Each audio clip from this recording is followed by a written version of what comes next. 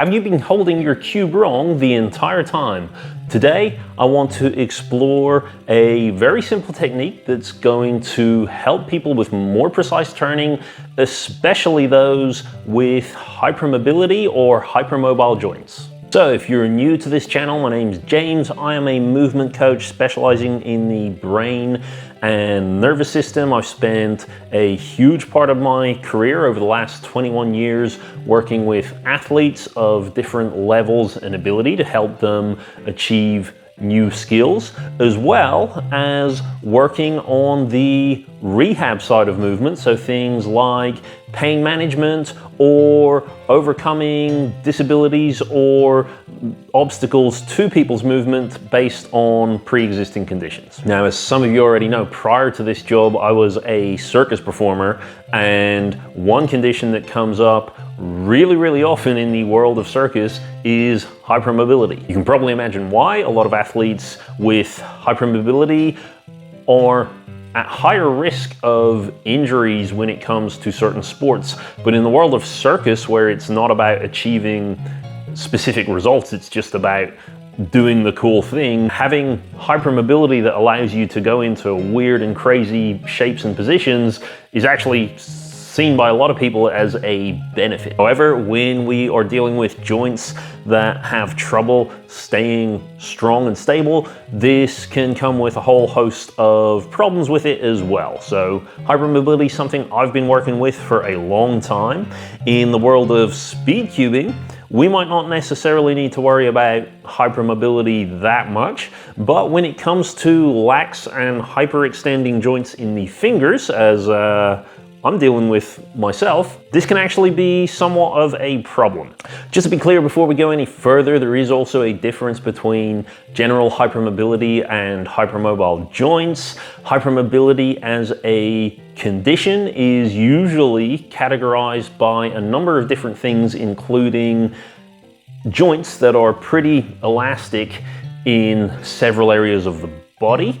However, it's also possible for just one area to be hyperextending or hypermobile, and this wouldn't be classed with the diagnosis of hypermobility. Just pointing that out because the stuff I'm going to be talking about is effective for hands that are hypermobile, but it's not necessarily an extensive guide to how to manage hypermobility if that's what you're dealing with as a cuber. So not many people would associate speed cubing as something that requires a great deal of grip strength. I would beg to differ, and I've already put a video up about a grip strength exercise that's helpful for one-handed solving, but there are lots more to come because grip strength isn't necessarily always about having the strongest force. When you're speed cubing, you actually go through really rapid grip contractions in a whole host of different shapes. At all times, you're trying to turn the cube, stabilize the cube, and that requires a whole load of different tensions coming from your hands at any one time. The reason I'm framing this as a grip strength problem is that's exactly what's going on when it comes to holding the cube. When we have tendons or ligaments that are a little more lax than we might want them to be, and we have joints that have a higher range of motion than we might want, this is going to cause a problem when we try to grip and stabilize the cube. Normally, when we're holding on to things, we want our fingers to be kind of nicely curled and curved. That's going to give us the most space available to us to turn and manipulate the cube. However, when the joints are more easily compressed, we end up flattening everything out, and this actually makes the cube harder to turn and manipulate. I hear a lot of people talking about things like regrips and optimal cubing hand positions. I don't often hear people talk so much about what the hands themselves are doing.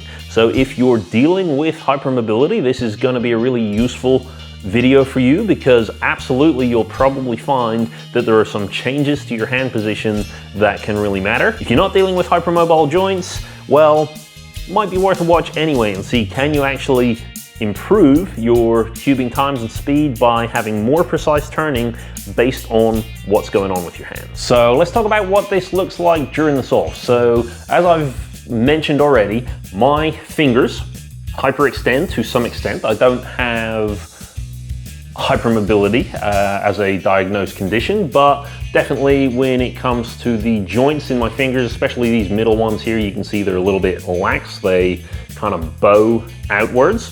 My thumbs do it much more severely. So I believe you would call this hitchhiker's thumb, although a lot of the times even that is more severe in some people.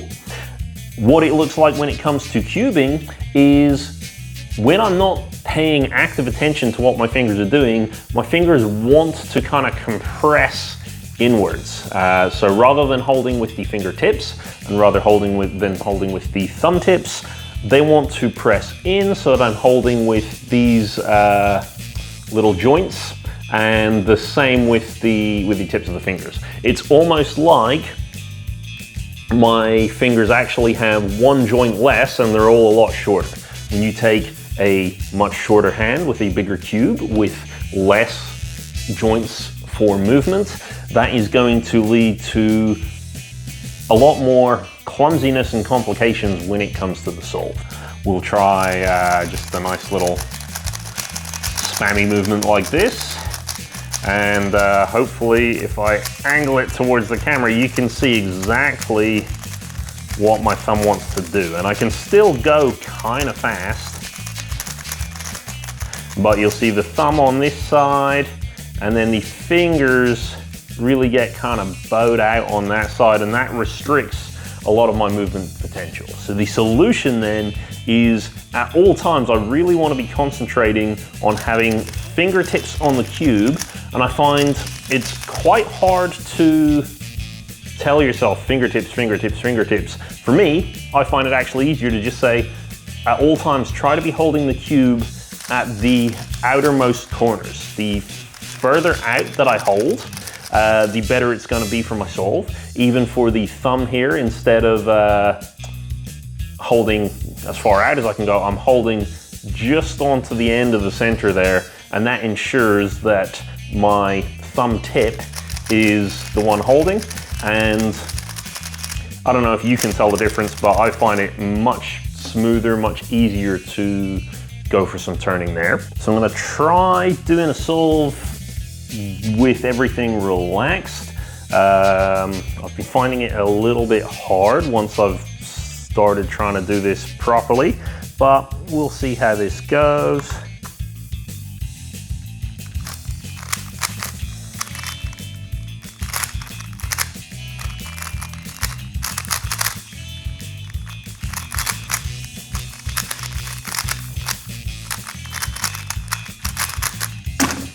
Cool. I don't know what you would have seen there. I find especially once I get to like the memorized algorithms, that's when my hands want to take over with, you know, muscle memory and stuff like that, and that's where I'm more likely to find myself straying into the old habits.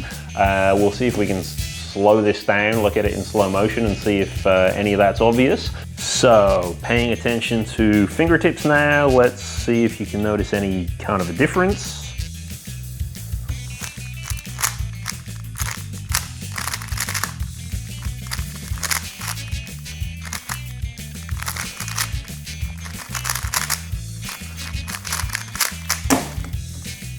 Cool. Well, it was faster. Recognition was a bit worse as well. I definitely just feel like this is more clean for me. So we'll see if anything shows up on the camera, but it feels like I can stop and start each algorithm in a nicer place without the cube being kind of relying on corner cutting. And that kind of helps me cognitively. I feel like I've got better look ahead because my brain is not spending as much time trying to cover the errors of what my hands were doing before. Okay, so that is pretty much it for this video. I'm curious to know what you thought. Do you deal with hypermobile joints, and does it affect your speed cubing? Did you try out these exercises and were they helpful? Please do let me know in the comments. If you're dealing with other conditions, injuries that you feel are affecting how you cube, please leave them in the comments. While this channel is kind of new and I'm exploring the idea of solving all these problems through speed cubing, absolutely, I've probably looked at it in another sport, and there's probably some very easy transferable skills that we can add to speed cubing to sort them out. So let me know what you think, leave that in the comments, and I shall see you next time.